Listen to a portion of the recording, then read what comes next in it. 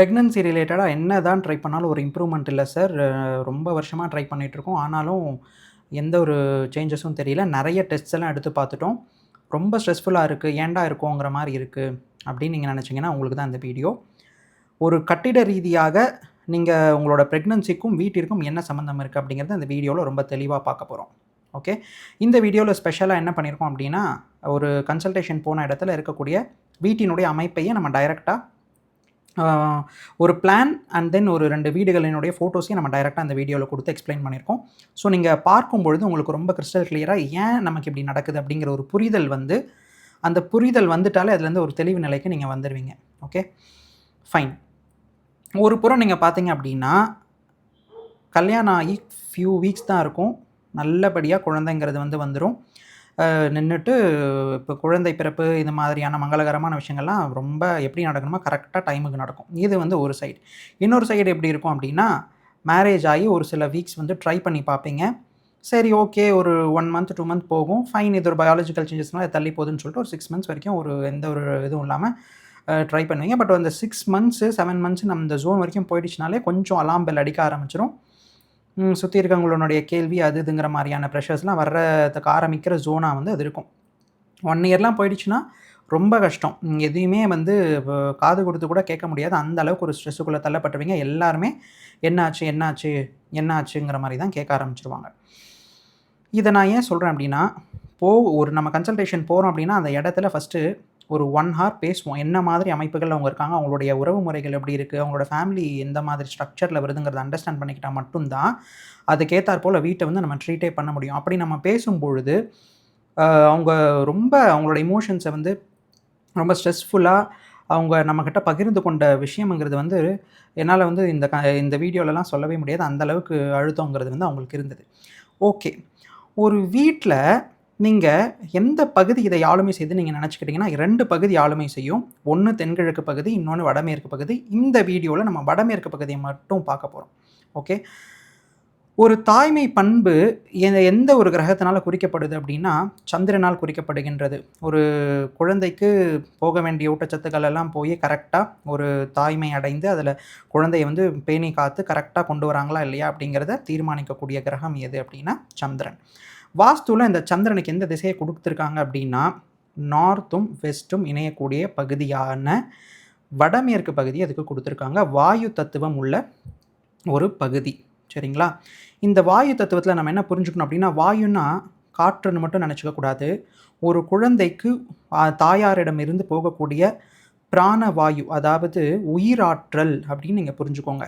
அந்த உயிராற்றலை குறிக்கக்கூடிய ஒரு பகுதியாகவும் இதை நாம எடுத்துக்கணும். அது மட்டுமல்லாமல், நான் எப்பொழுதும் சொல்லுவது போல, அபான வாயுன்னு சொல்லக்கூடிய கழிவுகளை வெளியேற்றக்கூடிய ஒரு தன்மையை உடைய கேதுவினுடைய அம்சமாகவும் இந்த பாகம்ங்கிறது வந்து பார்க்கப்படுது. நார்த் வெஸ்ட் பிளாக்ங்கிறத நம்ம இப்போ நான் உங்களுக்கு காமிப்பேன். என்ன ஏது நார்த் வெஸ்ட் பிளாக் எல்லாமே நம்ம வந்து இப்ப பார்க்க போறோம். ஓகே. எனிவேஸ் இதில முக்கியமா சொல்ல வந்த விஷயம் என்ன அப்டின்னா, நார்த் வெஸ்ட்டில் ஏற்படக்கூடிய தவறுகள், ஒரு தாயாரிடம் இருந்து குழந்தைக்கு கிடைக்கக்கூடிய திரவ ரீதியாகவும் சரி, உயிராற்றல் ரீதியாகவும் பிராணவாயு இது எல்லாத்தையுமே தடை பண்ணக்கூடிய அமைப்புகளை கொழு எப்படியாவது குடுத்துருங்கிறதுல ஒரு துளியும் டவுட் இல்ல. நீங்க எத்தன டெஸ்ட்ஸ் எடுத்தாலும் சரி, என்ன இது பண்ணாலும், உங்களுக்கு இந்த விதிங்கிறது மாறாத ஒரு விதியாக இருக்கும். அது மட்டுமல்லாமல் சந்திரன் என்பது மனோகாரனாகவும், மாதாந்திர ரீதியாக உங்க பெண்களுக்கு ஏற்படக்கூடிய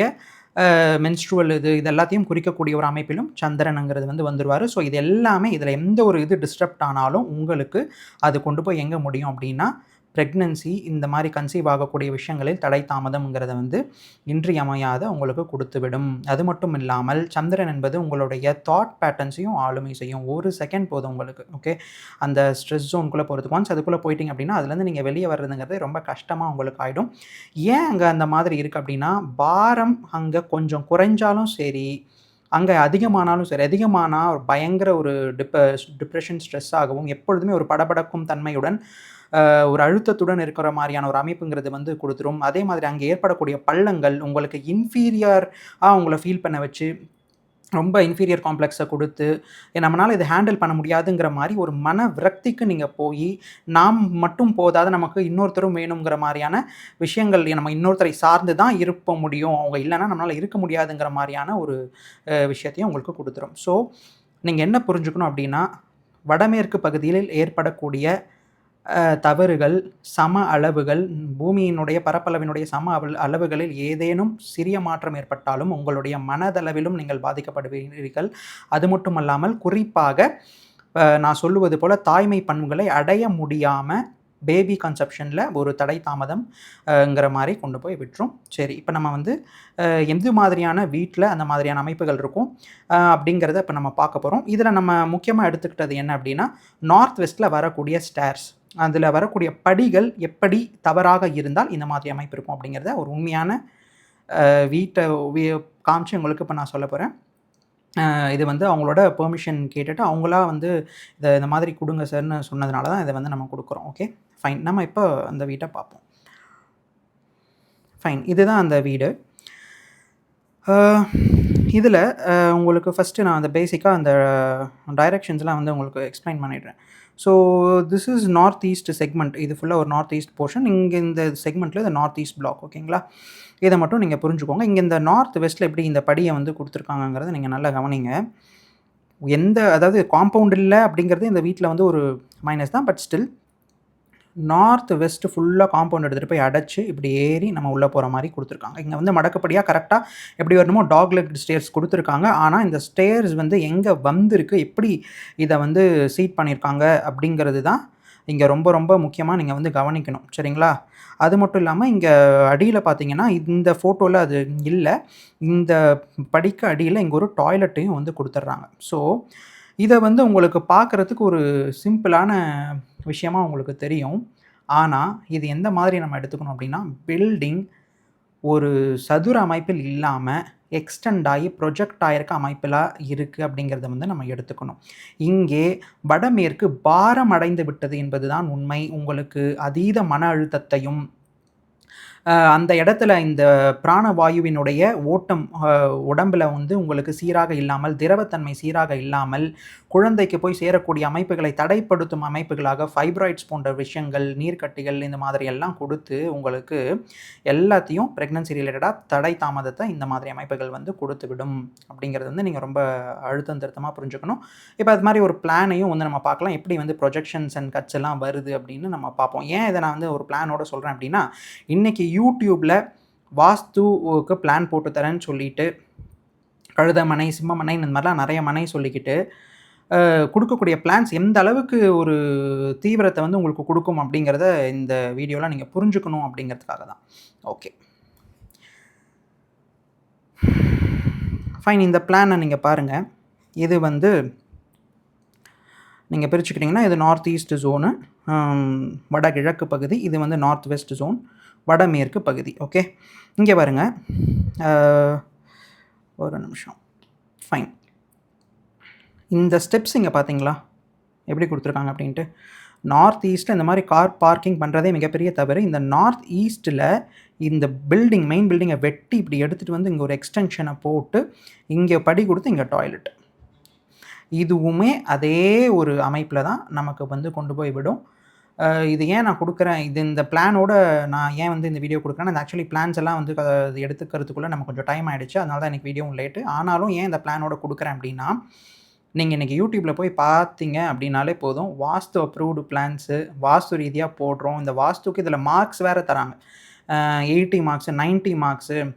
இந்த அடிக்கணக்கில் இருந்தால் இது வந்து கழுத மனை, பாம்பு மனை, சிம்மம், இன்னும் என்னென்ன விலங்குகள் உள்ளே வரப்போகுதுன்னு தெரியலை. இது எல்லாமே ஆயாதி கணக்குன்னு சொல்லக்கூடிய மயன் வாஸ்து, வாஸ்துவிற்கும் இதற்கும் துளியும் கூட சம்பந்தம் இல்லாத ஒரு சில வாஸ்து அமைப்புகளை கொண்ட ஒரு வாஸ்துவை வந்து பின்பற்றக்கூடிய அமைப்புகள் வந்து இன்றைக்கி நம்மளால் பார்க்க முடியுது. இது போன்ற அமைப்புகள் நீங்கள் ஏற்படுத்திக்கிட்டால் இதை நார்த் வெஸ்ட் ப்ரொஜெக்ஷனாகவும் நீங்கள் பார்க்கலாம்.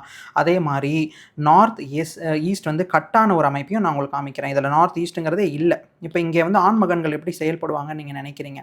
ஆண் மூலையையும் துண்டித்து விட்டு பெண் மூலையை வந்து நம்ம இழுத்துட்டு அது மேலே ஒரு பாரத்தையும் போட்டுட்டா அங்கே இன்னும் நம்ம என்ன சொல்லணும்னு யோசிச்சு பாருங்கள். எல்லா விதமான இன்னல்களுக்கும் இந்த மாதிரி வீட்டில் இருக்கவங்க வந்துருவாங்க. புரியுதுங்களா? ஸோ இந்த மாதிரியான தவறுகளை நீங்கள் ஒருபோதும் பண்ணக்கூடாது. ஒரு நார்த் வெஸ்ட் எக்ஸ்டென்ஷனையும் ஒரு வீட்டோட நம்ம பார்த்துருவோம். ஃபைன். இந்த வீடை பாருங்கள். இந்த வீட்டில் நிறைய தவறுகள் இருக்குது. நம்ம அதுக்குள்ளெலாம் டீப்பாக போக வேண்டாம். இங்கே கொடுத்துருக்க இந்த எக்ஸ்டென்ஷன் மட்டும் நீங்கள் கவனிங்க, வேறு எதுவுமே கவனிக்காதீங்க. So this is east, this is north. இங்கே நார்த் வெஸ்ட் பிளாக்கில் எப்படி வந்து படி போட்டு கொடுத்துருக்காங்க அப்படிங்கிறத பாருங்கள். அந்த படியெல்லாம் முன்ன பின்ன ரொம்ப இதாக தான் இருக்குது, ஸ்ட்ரக்சுரலாகவே ஒரு இன்டாக்டாக இல்லை.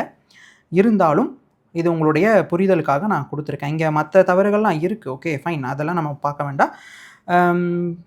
இந்த பில்டிங்லேருந்து நீங்கள் என்ன புரிஞ்சுக்கணும் அப்படின்னா, ப்ரொஜெக்ஷன்ஸ்னால் என்ன, எக்ஸ்டென்ஷன்ஸ்னால் என்ன, கட்டுனா என்ன, எந்த மூளை வளர்ந்ததாக எடுத்துக்கணும், எந்த மூளை வந்து வெட்டியதாக எடுத்துக்கணுங்கிறதெல்லாம் வந்து காம்பஸ் போன்ற அமைப்புகளை பார்த்து நம்ம கரெக்டாக ஜோன் டிவிஷன் பண்ணி எடுத்தால் தான் நமக்கு வந்து இது தெரியும். சரி, உடனே இந்த வீடியோவை பார்த்துட்டு போயிட்டு, சார் எனக்கு இப்படி இருக்குது, நானே இது வந்து உடச்சிக்கிறேன், நீங்கள் உடச்சிங்கன்னா அதுக்கு நான் பொறுப்பு இல்லை. ரீசன் என்ன அப்படின்னா, சரியான ஆலோசனை பெறாமல் இது போன்ற அமைப்புகளை உடைத்தால் பில்டிங் ஸ்ட்ரக்சரலாக இன்டாக்டாக இருக்குமா, நம்ம இன்ஜினியர்கிட்ட ஃபஸ்ட்டு ஒரு ஒப்பீனியன் கேட்கணும். அதுக்கு முன்னாடி அது எக்ஸாக்டாக நார்த் வெஸ்ட் ஜோனில் தான் வருதாங்கிறத நீங்கள் செக் பண்ணணும். அது ஏன் செக் பண்ணணும்னு சொல்கிறேன் அப்படின்னா, ட்ரூ நார்த்தாக இல்லாமல் டீவியேட்டட் பிளாட்ஸாக இருந்தால் அது உங்களுக்கு நார்த் வெஸ்ட்டில் வராமல் கூட இருக்கலாம். ஸோ அதை நீங்கள் போய் தவறாக கை வச்சு நல்லா இருந்த அமைப்பையும் வந்து நீங்கள் இது பண்ணிக்கிற மாதிரியான அமைப்புகளை வந்து கொடுத்துரும். ஸோ சரியான ஆலோசனை நீங்கள் பெற்று தான் இந்த மாதிரியான விஷயங்களை வந்து நீங்கள் பண்ணணும். இது மாதிரி ஏன் வந்து நம்ம வீட்டெல்லாம் வச்சு நம்ம கொடுக்குறோம், ஏன் மற்றவங்களாம் அதை ஆக்சுவலி சொல்ல மாட்டாங்க இந்த மாதிரியெல்லாம் இருக்குன்னு. ஏன்னா இது தெரிஞ்சால் எல்லாருக்குமே தெரிய வந்துடும். பட் என்னோட இன்டென்ஷன் என்ன அப்படின்னா, இது போன்ற அமைப்புகள் ஏன் நமக்கு நடக்குதுன்னு நீங்கள் தெரிஞ்சிட்டாலே, உங்களுக்கு அந்த கிளாரிட்டிங்கிறது ஒன்று வந்துட்டாலே கொஞ்சம் மனம்ங்கிறது அந்த பாரம் குறைந்து அடுத்து என்ன பண்ணலாங்கிற வழியை வந்து நீங்கள் தேடணும் அப்படிங்கிற ஒரே ஒரு நல்ல நோக்கத்தோடு தான் இதெல்லாம் போட்டு இவ்வளோ எஃபர்ட்ஸ் போட்டு நம்ம டெய்லி வீடியோஸுங்கிறத வந்து தரோம். இதை விட மிக அற்புதமாக வாஸ்து வகுப்பில் வேர்ல்ட்ஸ் ஃபர்ஸ்ட் 3D சிமுலேட்டட் வாஸ்து வகுப்பாக எல்லாத்தையுமே ஒரு நேரில் போய் நீங்கள் பார்த்தீங்கன்னா, நேரில் கூட உங்களால் அந்த மாதிரி பார்க்க முடியாது. ஏன்னா நம்ம ஒரு வீடெல்லாம் போய் விசிட்டே பண்ண முடியாது. வரைபடங்களை வச்சு மட்டும் இல்லாமல் ஒரு உண்மையாலே 3D சிமுலேட்டட்னா என்ன அப்படின்னா, ஒரு வீட்டில் நம்ம நேரில் போய் பார்க்கக்கூடிய அமைப்பை எப்படி இருக்குங்கிறத ஃபுல்லாக மாடல்ஸை வச்சு பண்ணக்கூடிய வேர்ல்ட்ஸ் ஃபர்ஸ்ட் வாஸ்து வகுப்பாக நம்ம எடுக்க போகிறோம். அடுத்த மாதம் அது வந்து அறிவிப்புங்கிறது வந்து வரப்போது. அடுத்த மாதம் நம்ம கிளாஸஸ் கண்டக்ட் பண்ண போகிறோம். ஸோ அறிவிப்புகள் இன்னும் ஒரு வாரத்திலே வந்துடும். இன்ட்ரெஸ்டடாக இருக்கவங்க குரூப்புக்கு வந்து ஒரு லிங்க் கொடுத்துருக்கேன். அதில் வந்து நீங்கள் ஜாயின் பண்ணி நீங்கள் வெயிட் பண்ணலாம். லிமிட்டடான தான் பீப்பிளை வந்து நம்ம எடுக்க போகிறோம். எடுத்து எந்த மாதிரியான அமைப்புகள்லாம் இருக்கணுங்கிறத, வாழ்க்கையில் வாஸ்துனா என்ன அப்படிங்கிறத பற்றின முழுமையான டீட்டெயில்ஸ் அதில் கொடுத்துரும். எந்த ஒரு பயம் இந்த மாதிரியான உணர்வு இல்லாமல் நீங்கள் அதை ஈஸியாக நீங்கள் லேர்ன் பண்ணிக்கலாம். ஃபைன். இந்த வீடியோ உங்களுக்கு எல்லாருக்குமே பயனுள்ளதாக இருக்கும்னு நான் நம்புகிறேன். டெய்லியும் இந்த மாதிரி பல வீடியோஸ் வந்து ரொம்ப அரிய தகவல்களுடன் வர இருக்குது. நெக்ஸ்ட் வீடியோவில் நம்ம என்ன பார்க்க போகிறோம், நம்ம என்ன வந்து கொடுக்க போகிறோம் அப்படின்னா, இந்தியாவிலேருந்து மட்டும் இல்லாமல் சிங்கப்பூர், ஆஸ்திரேலியா, இது போன்று வெளிநாடுகளில் ஹவுஸ் ஸ்ட்ரக்சர்ஸ் நமக்கு எப்படி இருக்கும், அதிலெல்லாம் எப்படி நம்ம எடுத்துக்கணும் அப்படிங்கிற மாதிரியான அமைப்புகள் எல்லாம் இது வரைக்கும் யாருமே காட்டாத ஒரு சில விஷயங்கள் எல்லாம் வந்து நம்ம சேனலில் தொடர்ந்து கொடுக்க இருக்கோம். ஸோ கண்டிப்பாக தொடர்ந்து நீங்கள் எல்லோரும் பார்த்து இதிலேருந்து பயனடையணும் அப்படிங்கிறது என்னுடைய ஒரே நோக்கம். ஓகே, நெக்ஸ்ட் வீடியோ வர வரைக்கும் சைனிங் ஆஃப் ஃப்ரம் யூ, உங்கள் பாலன்.